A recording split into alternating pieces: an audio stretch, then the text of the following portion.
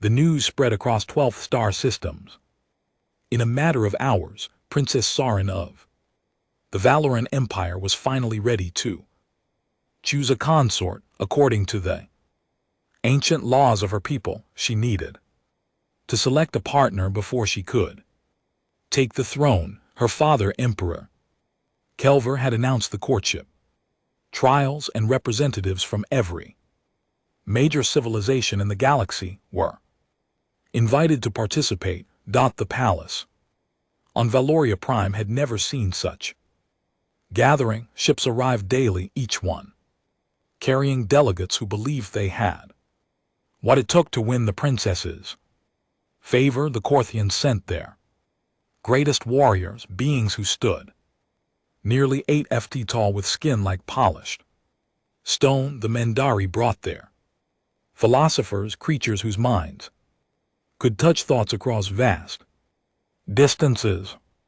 The Zephrons arrived with their most brilliant scientists, their silver skin glowing with bioluminescent patterns that displayed their mood and intelligence. Among all these impressive delegations, the human ship looked almost plain. The Horizon's light was a simple diplomatic vessel, nothing like the grand warships and luxury cruisers that filled the orbital docks. Ambassador Corinne Mitchell led the human group along with several diplomats, a security team, and support staff. The humans knew they were outmatched in almost every way. They had no natural telepathy, no incredible strength, no skin that glowed or changed colors, but Earth wanted to maintain good relations with the Valoran Empire, so they sent their delegation anyway. Lieutenant Jake Morrison had volunteered for this mission for one simple reason. He had never left Earth before.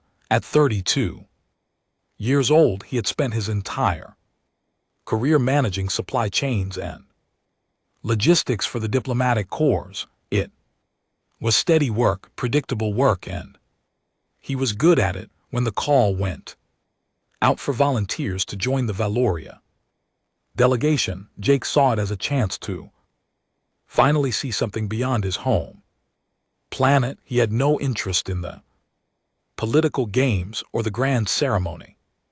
He just wanted to experience something different. The palace took his breath away when he first saw it.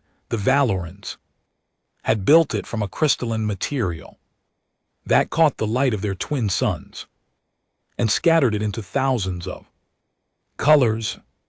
Gardens surrounded the main structure, filled with plants from dozens of worlds. Water features created a constant peaceful sound throughout the grounds. Jake found himself wandering the gardens during their first evening on Valoria Prime, simply taking it all in. The trials officially began on the second day. The grand hall could hold thousands, and it seemed like every seat was filled. The suitors gathered on the main floor, each group positioned according to some protocol. Jake didn't fully understand. The humans were near the back, which seemed appropriate given their status. Above them all, on a raised platform of white crystal, sat Princess Sarah Lynn and her father. Jake had seen images of the Valoran royal family, but seeing the princess in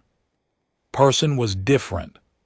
Her skin had an almost translucent quality, and her eyes were like cut gems that reflected light in unusual ways. She wore robes that seemed to shift between blue and silver, and her expression was perfectly calm. Too calm, Jake thought. She looked like someone wearing a mask. The presentations began. Each shooter had the chance to demonstrate why they deserved the princess's consideration. The Crayon champion stepped forward. First, he performed a series of combat moves that seemed impossible, his massive body moving with grace and power. He spoke of strength and protection, of how the royal line needed a warrior's blood. The crowd murmured. With approval, the Mandari representative came next. Instead of speaking aloud, she projected her thoughts directly into everyone's minds. Jake felt the intrusion like cool water washing through his head. She shared visions of vast philosophical concepts, of wisdom stretching across ages, of a reign guided by perfect logic and understanding. It was impressive and deeply uncomfortable. One by one, the suitors made their cases. The Zephrons demonstrated technology that seemed like magic. The Calvarians sang in harmonics that made the air itself vibrate. Thra offered tribute from their mineral-rich worlds, piles of rare elements and precious stones. Each presentation was more elaborate than the last. Jake watched Princess Sarin. Throughout all of it, her expression never changed. She nodded politely, thanked each suitor with formal words, but her eyes remained distant. He recognized that look. His sister had worn the same expression at family dinners when their parents pressured her about her career choices. It was the face of someone who had stopped expecting to be truly heard. The humans' turn came on the third day. Ambassador Mitchell gave a carefully prepared speech about cooperation between species and the unique perspective humanity could bring to the Empire. It was diplomatic and appropriate, hitting all the right notes. Jake stood in the back row of their delegation, trying to look professional while fighting the urge to yawn. He had heard the ambassador practice this speech a dozen times during the voyage. The ceremonial banquet that evening was even more elaborate than the presentations. Tables stretched the length of the hall, filled with foods from across the galaxy.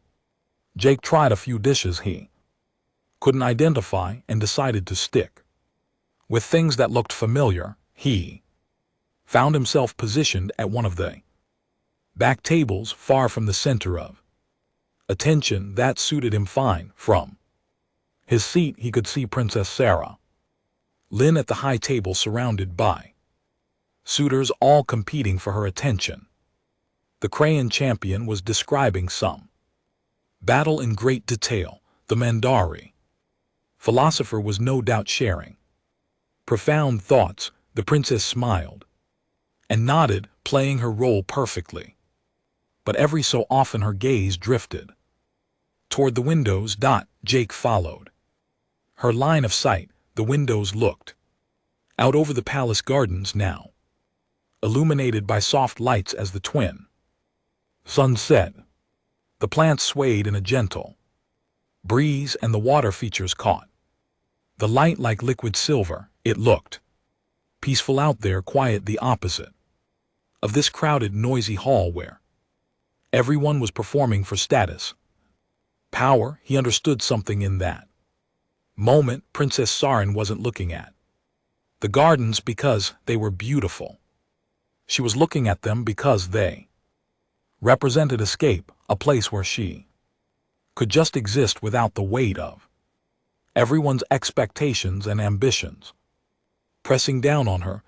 Jake turned back to his meal, feeling an unexpected sympathy for the alien princess. She was the most important person in this room, the center of all this attention and ceremony, and yet in a strange way she seemed like the loneliest person here. Everyone wanted something from her. No one seemed interested in what she actually wanted. The banquet continued. Late into the night, Jake eventually excused himself and found his way back to the quarters assigned to the human delegation. Tomorrow would bring another day of trials and presentations. The final challenge would determine which suitor the princess would choose. Jake was glad it wasn't his problem. He was just here to make sure supplies were Managed and schedules were kept, simple. Predictable work, the kind he understood. The fourth day brought the final challenge. Emperor Kelver announced that each suitor must present a gift to Princess Sarah Lynn, but not just any gift. It needed to show that they understood her, not just her position or her title, but who she actually was as person. Jake thought it was a clever test. Most of these suitors had spent the past 3 days showing off their own qualities. Now they had to prove they have been paying attention to hers. The Scythian champion went first. He presented an ornate weapon, its blade made from some metal that seemed to absorb light rather than reflected. He spoke of how ruler needed strength to defend her people, how the empire required a warrior's protection. The weapon was beautiful in its deadly way and clearly valuable, but as he placed it before the princess, Jake saw her shoulders tense slightly. She thanked him with formal courtesy, but the weapon remained on the presentation table, untouched. The Mindari philosopher came next with a meditation sphere, a crystal and orb that supposedly helped focus mental energy. She explained how wisdom was the greatest tool of leadership, how clarity of thought would serve the princess better than any physical strength. It was a subtle insult to the Scythian, and everyone in the room knew it. Princess Sarin accepted the sphere with the same polite distance she had shown the weapon. The patent continued. The Zephyron Noble presented a cognitive enhancer, a device that would boost mental processing speed. He wrapped it in flattery, but the implication was clear. He thought she needed to be smarter. The Calvarian offered a harmonic resonator that would let her voice carry across vast distances. The throb brought a crown made from the rarest crystals in their system, so elaborate it looked uncomfortable to wear. Each gift came with an explanation, and each explanation revealed the same thing. These suitors saw gaps they thought needed filling. They saw a princess who needed to be stronger, wiser, smarter, more influential, more impressive. Not one of them suggested she might already be enough. Jake watched Princess Sarin's expression grow colder. With each presentation, her formal mask remained in place, but he could see the disappointment settling in her eyes. He wondered if she had hoped for something different, or if she had expected exactly this. End was simply having her expectations confirmed. Ambassador Mitchell stepped forward when the human delegation's term arrived. She had prepared remarks about unity and the strength that came from cooperation between different species. It was a good speech, focusing on partnership rather than what the princess lacked, but it was still a speech, still a performance. Jake saw the princess's attention drift even before the ambassador finished. The presentation area had been set up near the windows overlooking the gardens. Various gifts sat on display. Tables and palace staff had arranged plants throughout the space to make it more attractive. Jake stood at the back of the human group, not really paying attention to the ambassador's words. He had heard them before during practice runs. His eyes wandered to a small plant on one of the side tables. It was wilting badly, its leaves brown at the edges and drooping. Someone had placed it directly under one of the bright ceremonial lights, and the heat was killing it. Jake felt a small pang of irritation. The plan hadn't asked to be part of the ceremony. It was just dying slowly while everyone ignored it without really thinking about what he was doing. Jake stepped out of formation. He walked over to the table, picked up the plant, and carried it to a shadier spot near one of the water features. The plant would still probably die, but at least it had a chance now. He set it down carefully and stepped back. The silence hit him. Then complete total silence. Jake looked up and realized that every single person in the grand hall was staring at him. Ambassador Mitchell's mouth was open mid-sentence, her expression frozen. Between shock and horror, the Crayon champion had his hand on his weapon, apparently insulted that a human had interrupted the sacred ceremony.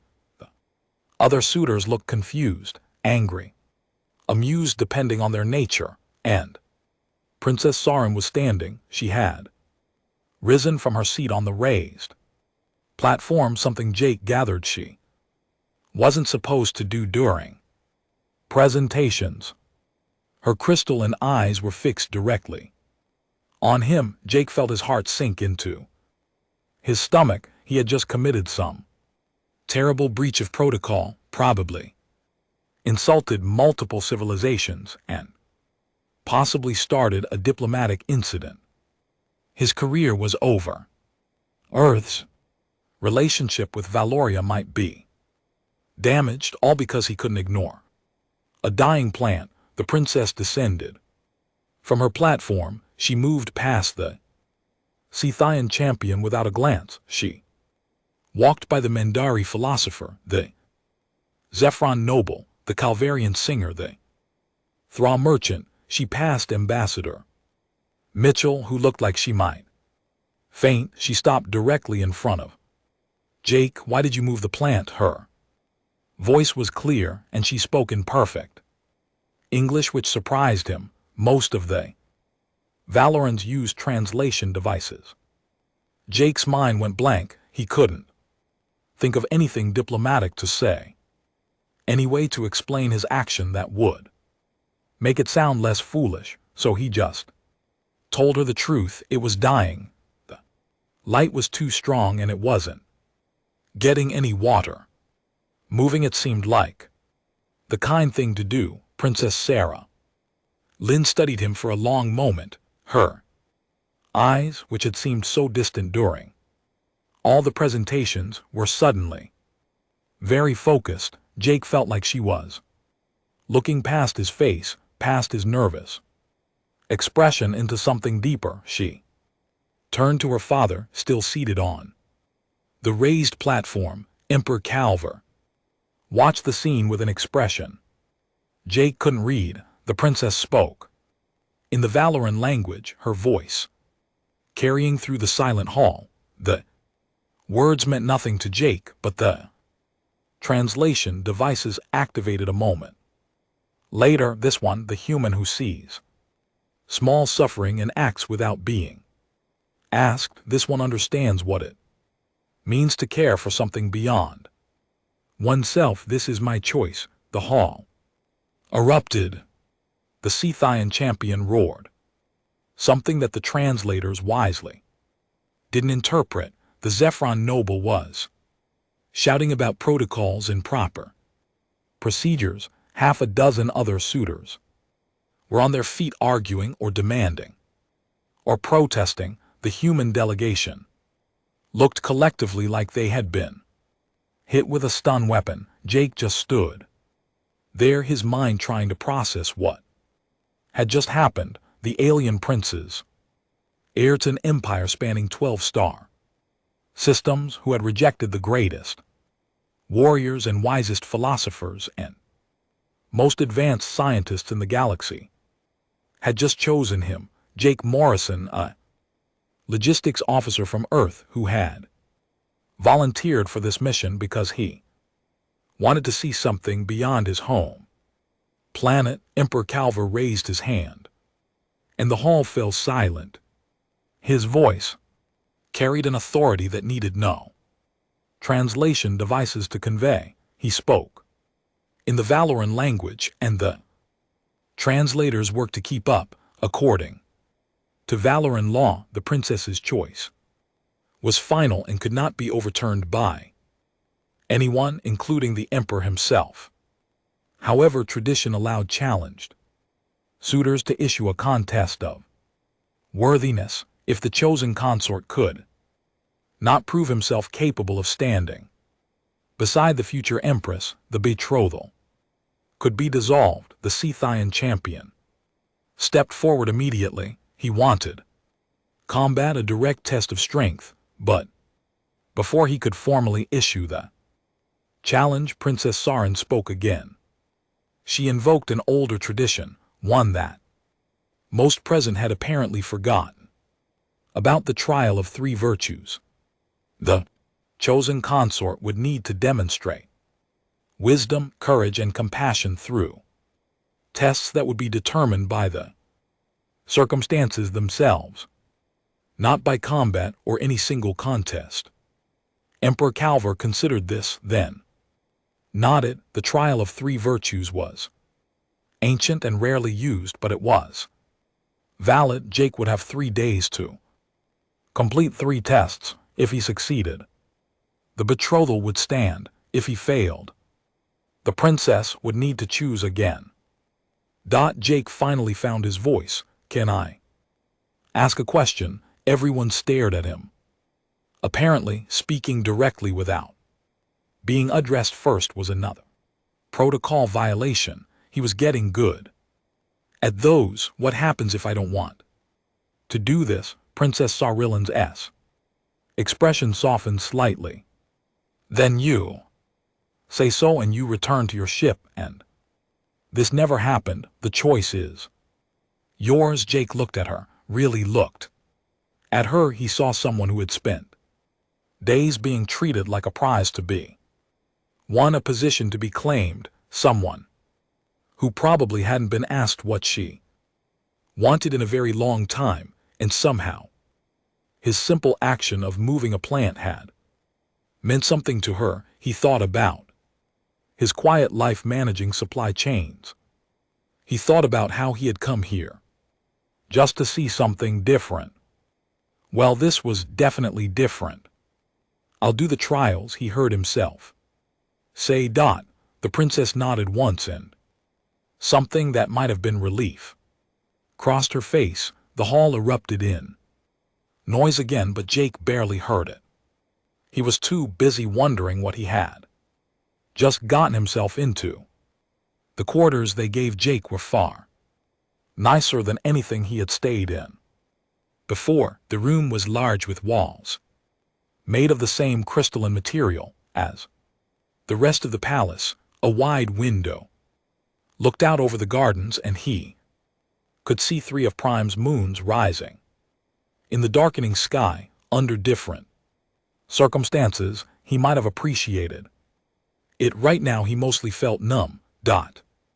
Ambassador Mitchell had visited within an hour of the ceremony ending. She apologized repeatedly, explained that she couldn't extract him from the situation without causing a major diplomatic incident, and assured him that Earth would support him however they could. Then she left, and Jay could tell she was deeply relieved. It was him facing the trials and not her. The other members of the human delegation stopped by as well. Some offered encouragement. Others looked at him with something like pity. One of the security officers, a woman named Lisa Park, had been more practical. She told him the Scythian was probably going to try something underhanded, that the Zephyron noble looked like the type to hold grudges, and that he should watch his back. Then she showed him where the panic button was in his quarters, just in case. Jake sat on the edge of the bed after everyone left, trying to make sense of the day. This morning he had been a logistics officer on a diplomatic mission. Now he was apparently betrothed to an alien princess and had to pass 3 trials to prove his worth. The whole thing felt surreal. A soft chime sounded at his door. Before he could respond, it opened. Princess Sarin walked in, and Jake scrambled to his feet. 2 guards stood outside the door, but they made no move to follow her inside. Apparently, she could go where she wanted in her own palace. You should sit, she said, gesturing at the chairs near the window. We need to talk. Jake sat. Princess settled into the chair across from him with grace that suggested she had been trained in proper posture since childhood. For a moment, neither of them spoke. Jake had about 1,000 questions, but he didn't know which one to ask first. I want to explain why I chose you, Saren said finally. You deserve to know the truth. That would be good, Jake admitted, because from my perspective it seems pretty random.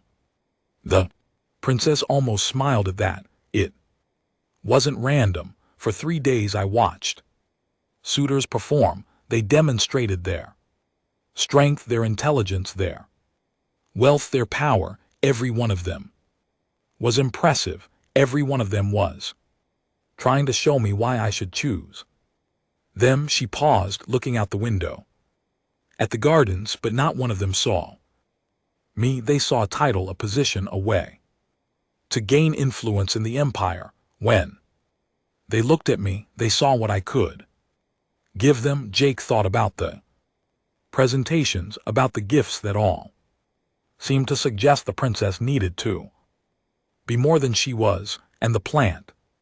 Oilin said simply, you saw something suffering and you acted to help it. Even though there was nothing to gain from doing so, you weren't thinking about how it looked or what people would think. You just did it because it was the right thing to do. She turned back to face him. Do you know how rare that is? Especially here in this place where everything is calculated and measured and performed. I'm starting to get an idea, Jake said, but I also need you to understand what you've agreed to. The princess continued, her tone becoming more serious. The trials ahead will be difficult. More than that, they'll be dangerous. The other suitors won't accept this outcome easily. Some of them represent civilizations that have been allies with Valoria for centuries. By choosing an outsider, especially a human, I've upset very old traditions and very powerful people.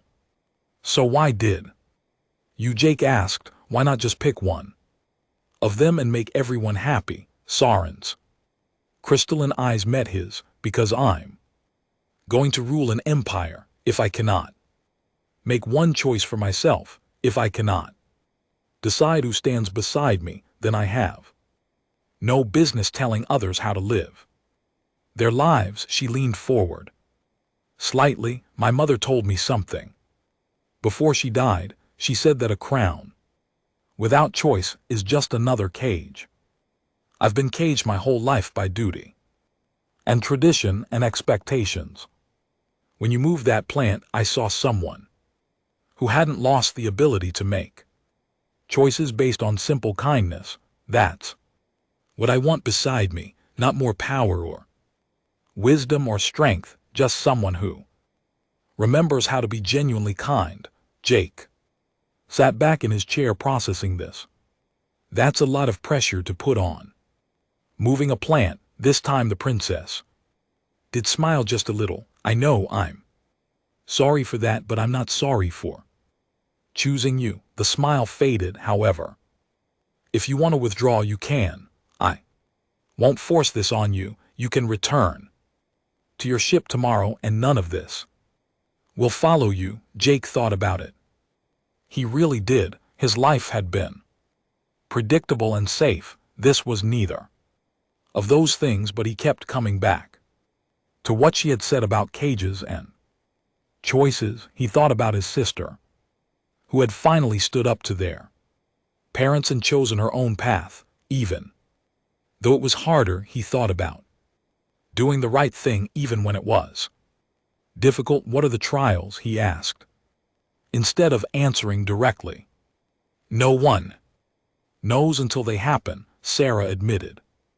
The trial of three virtues adapts to the person being tested. It will present situations where you must demonstrate wisdom, courage, and compassion. But how those virtues are tested, what form they challenges take, that's determined by circumstances, by who you are and what you need to face. That's wonderfully vague, Jake muttered. I know, but I can tell you this: the trials are designed to reveal truth. They strip away pretense and force you to confront yourself. Many Valoran nobles have failed them over the centuries. Some have been broken by them. She hesitated, then added quietly, I had to take them when I came of age. They were the worst 3 days of my life.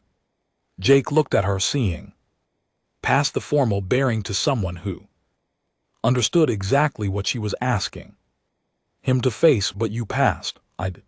Barely. Sarah stood, preparing to leave. The first trial begins tomorrow at dawn. Get some rest if you can. And Jake, she paused at the door. Thank you for being willing to try. After she left, Jake sat by the window for a long time. The palace gardens were beautiful in the moonlight, peaceful and quiet. Tomorrow he would face the first trial. Whatever that turned out to be, he had no special training for this. He wasn't a warrior or a scholar or anyone particularly impressive. He was just a logistics officer who had moved a plant because it seemed like the right thing to do. He finally went to bed, but sleep was hard to find. His mind kept turning over everything that had happened, everything that might happen somewhere in the palace. The other suitors were probably planning, scheming, looking for ways to ensure he failed. The Crayon champion wanted him gone. The Zephron noble had been publicly humiliated, and those were just the ones he knew about. But there was also a princess who had chosen him, not for what he could give her, but for a moment of simple kindness, someone who was fighting for the right to make her own choices in a life that had given her very few, that seemed worth fighting for, even if he had no idea how he was supposed to pass 3 trials designed to break people. Jake finally drifted off to sleep as the first hints of dawn began to lighten the sky. In a few hours, the trial of 3 virtues would begin. He had no idea what to expect, no strategy or plan. All he had was the same thing that had gotten him into this situation in the first place: the willingness to do what seemed right, even when it was difficult or foolish or made no logical sense. He hoped that would be enough. The morning came too quickly. Palace attendants arrived before the twin suns had fully risen, providing him with formal clothes suitable for the trial. The outfit was surprisingly comfortable. Despite looking ceremonial, someone had taken measurements while he slept. Apparently, the attention to detail was impressive and slightly unnerving. Lisa Park appeared at his door as he was finishing dressing. She looked like she hadn't slept either. I wanted to check on you before things get started, she said. How are you holding up? I've been better, Jake admitted, but I'm still here. That's something. She glanced down the corridor, making sure they were alone. Look, I've been asking around, talking to some of the other delegates. The trials are serious business. People have died taking them in the past, back when the tradition was more common. I just wanted you to know that going in. That's comforting, Jake said, but he appreciated the honesty. Thanks for telling me. You helped a plant yesterday, Lisa said with a slight smile. That's the kind of person who deserves to know what they're getting into. Good luck out there. The plaza of Ancestors was already filled with spectators when Jake arrived. Apparently, his trial was public. Entertainment, thousands of Valorans and off-world visitors crowded the space, all wanting to see if the human who had been chosen would prove worthy or fail. Spectacularly, Emperor Calver stood at the center of the plaza with Princess Sarin at his right hand. The other suitors were there, too, watching from a raised platform. The Scythian champion looked eager. The Zephyron noble looked calculating. The others showed varying degrees of interest and skepticism. The Emperor's voice rang out across the plaza, amplified somehow without any visible technology. The first trial would test wisdom, he announced. Jake would need to solve a problem that had plagued the Valoran Merchant Council for months. The three merchant lords were still arguing when Jake held up his hand. They stopped talking and stared at him, clearly insulted that he had interrupted. In the viewing platform, the Corthian champion made a sound that might have been laughter. The human was already failing. Can I ask a question?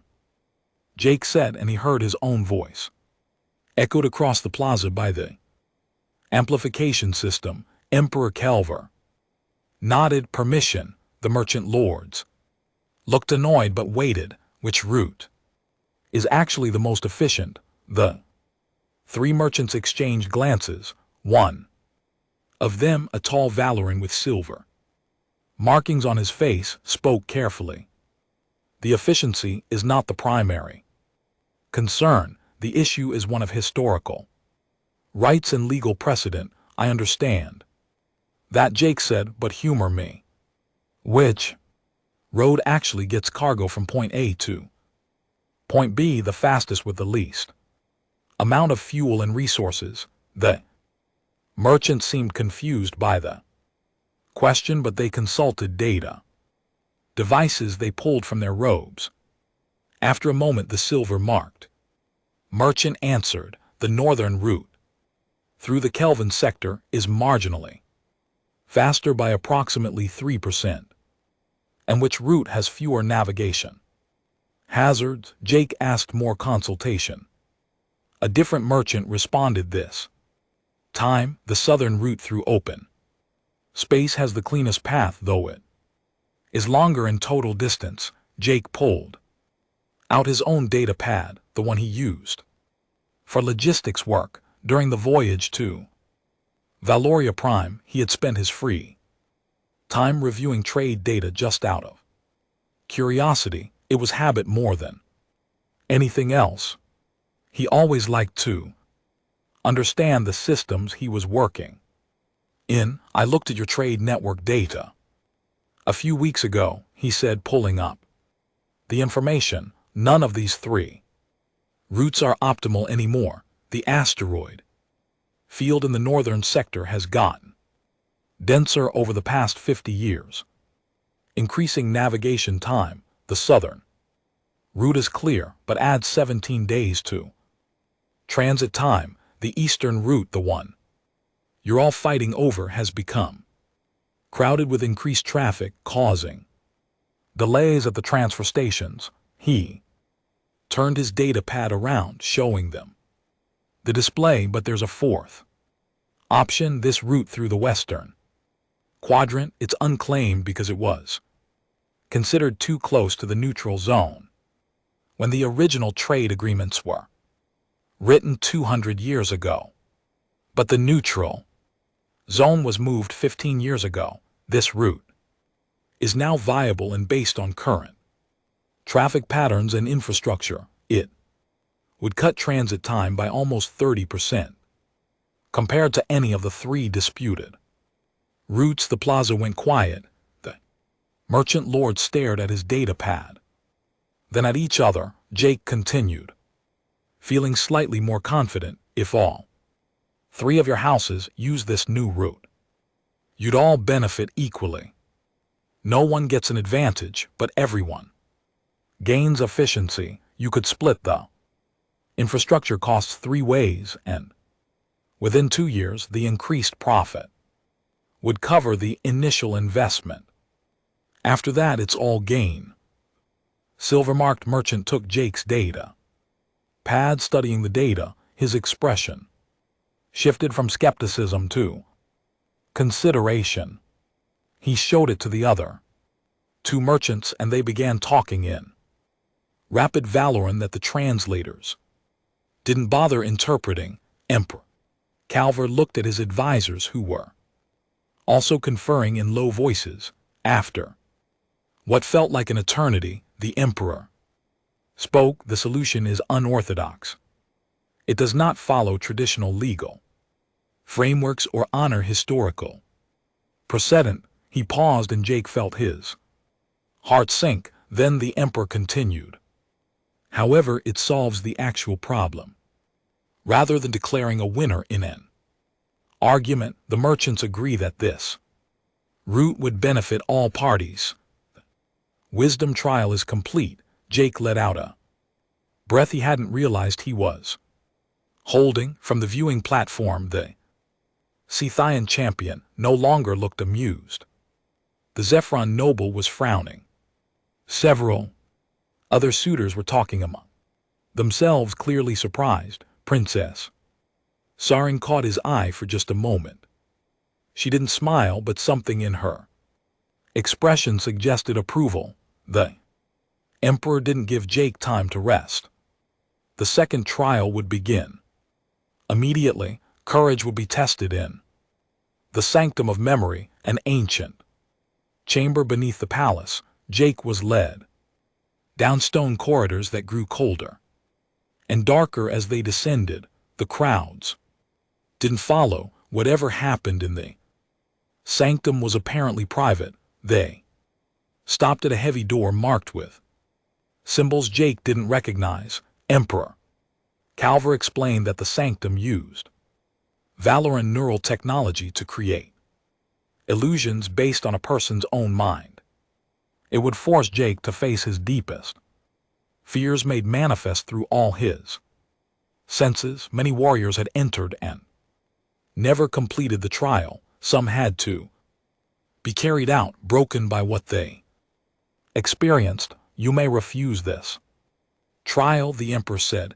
No one would fault you for it. The sanctum is dangerous even for those trained to face it. Jake thought about refusing. He really did, but he looked at Princess Sarah Lynn standing quietly behind her father and remembered what she had said about cages and choices she had faced.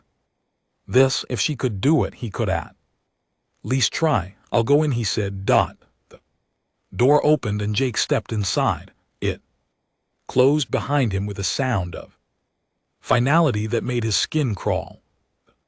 Room was dark at first, just smooth stone walls and floor.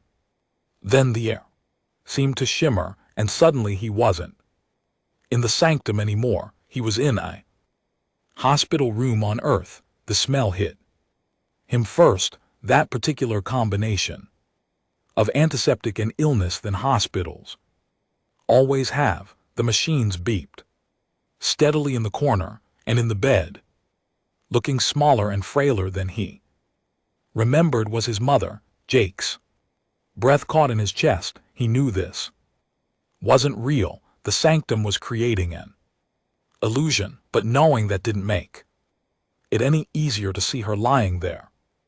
Oxygen tubes in her nose, her skin pale and papery. This was 5 years ago, the last month of her life, when the cancer had finally won. Jake, his mother's voice was weak, but it was her voice. Where have you been? I'm here now, he said, even though he knew he was talking to an illusion. Even though the real version of this conversation had happened years ago. You weren't here before, his mother said, and there was heard in her voice, you were always working, always too busy. Even at the end, you chose your career over me. The guilt hit him like a physical blow. It was true. He had thrown himself into work during her illness, taking extra shifts, volunteering for projects, anything to avoid spending time in that hospital room. He had told himself he was being practical, earning money for her care, but the truth was simpler and uglier. He had been a coward. He couldn't face watching her die, so he ran away to his spreadsheets and supply chains and predictable problems that had solutions. You let me die alone, the illusion said. You're a mother and you couldn't even be there at the end. What kind of son does that? Jake felt tears on his face. The room seemed to press in on him, the beeping of the machines growing louder, more insistent. This was the fear he carried, the guilt he had never really dealt with. He was a coward when it mattered most. But Princess Saren's words came back to him. Trials strip away pretense and force you to confront yourself. This wasn't just about facing a fear, it was about facing the truth. Jake stepped closer to the bed, looking down at his mother's image. You're right, he said quietly. I was scared of losing you, scared of watching you suffer, scared of being helpless. I ran away at work because I couldn't handle the reality of what was happening. It wasn't about the money or being practical. I was just a coward. The illusion watched him waiting. I can't change what I did, Jake continued. I can't go back and make different choices. You died and I wasn't there, and I have to live with that forever. But I understand something now that I didn't. Then he took a shaky breath. Courage isn't being unafraid, it's doing the right thing even when you're terrified. I failed that test 5 years ago. I ran when I should have stayed. The room seemed to flicker like static on a screen. Jake kept talking, the words pouring out now. But I'm not running. Now I'm here in this room facing the thing I've been avoiding for 5 years. I was a coward then. I'm trying not to be one now. And wherever you really are, Mom, I hope you can forgive me, because I'm finally starting to forgive myself. The hospital room dissolved like smoke.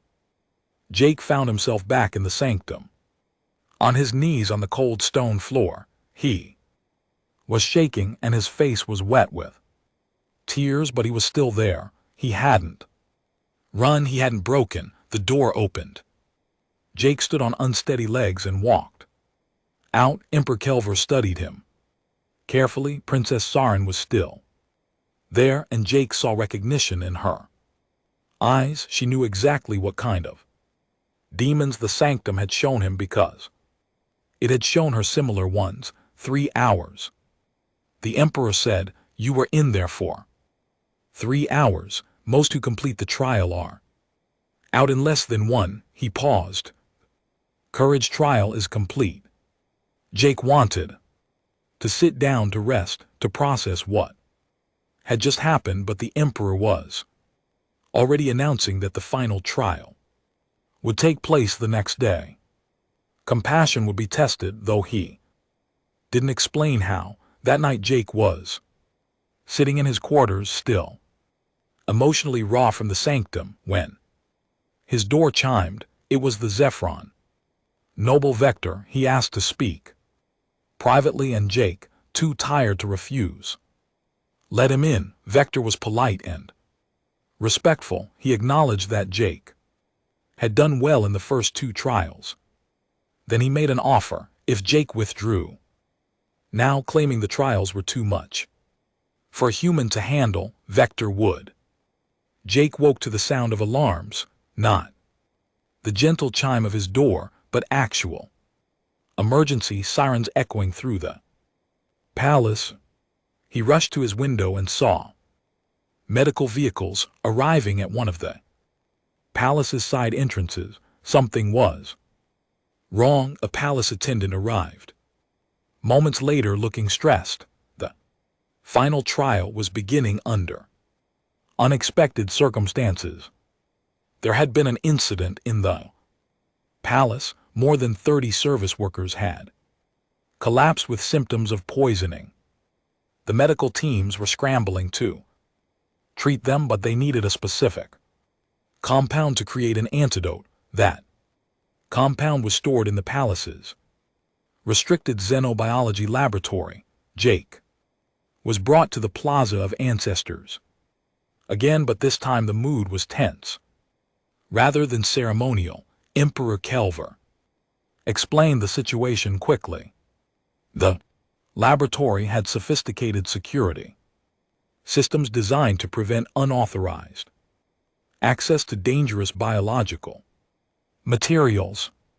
Those systems had been activated when the poisoning was detected, sealing the facility. Jake's trial was to navigate through the security systems, retrieve the compound, and deliver it to the medical wing. He had 2 hours before the first patients would begin dying. It seemed straightforward enough, except for the way Princess Sarin was looking at her father. She clearly thought something was wrong with this scenario. The Emperor seemed troubled too, but he confirmed the trial, and Jake was led to the laboratory entrance. What no one told Jake, because no one else knew yet, was that Vector had spent the night sabotaging the laboratory security systems. The Zephyron Noble had decided that if Jake wouldn't withdraw voluntarily, then accidents could happen. During the trials, the laboratories' defenses were now far more lethal than they should be. Jake stepped through the entrance and immediately felt the change in atmosphere. The air was colder here, and everything had a sterile clinical feel. The first corridor seemed safe enough, just blank walls and sealed doors. Then he turned a corner and red lights began flashing. A laser grid activated across the corridor, the beams so close together that nothing larger than a small insect could pass through. Jake stopped quickly, his heart racing. The beams looked decorative during normal operations, marking secured areas. Now they were clearly active and dangerous. He could see scorch marks on the walls where the beams had fired. During testing, Jake pulled out his data pad and studied the corridor. In his work clear's throat, managing supply chains and logistics, he had learned to understand how facilities were structured. Every building, even alien ones, followed certain practical rules. Power had to flow, air had to circulate, materials had to move. He looked for the maintenance access dot there, a panel in the wall marked with symbols that probably meant something like authorized personnel only. Jake pried it open and found what he was looking for. A maintenance shaft barely large enough for him to squeeze through, running parallel to the corridor. It was designed for repair drones, not people. But it would work. He crawled through the shaft, emerged past a laser grid, and kept moving. But the laboratories' defenses weren't done. The next core filled with a toxic gas that made his eyes water immediately. Emergency protocol was probably designed to stop intruders. Jake pulled his shirt over his nose and mouth, not that it helped much, and ran. He made it through the gas and found himself facing a sealed door with a code panel. Security systems this sophisticated usually had backup protocols. Jake examined the panel and found what he was looking for: emergency override socket. During his logistics training, he had learned about universal override codes, the ones maintenance crews use when primary systems failed. He tried the standard sequence. The door opened. Jake was starting to think that Maybe his boring, predictable career had actually prepared him for this better than combat training would have, but the next challenge made him reconsider. He entered a large chamber filled with biological containment units. In the center of the room, suspended in a sealed case, was the compound he needed. Between him and the case were security drones, their weapons tracking his movement. These were not maintenance drones, these were designed to kill. Jake froze. This was wrong. The trial was supposed to test compassion, not combat ability. These defenses were far too aggressive. Someone had modified them, and he had a pretty good idea who he couldn't find. The drones, he had no training for that.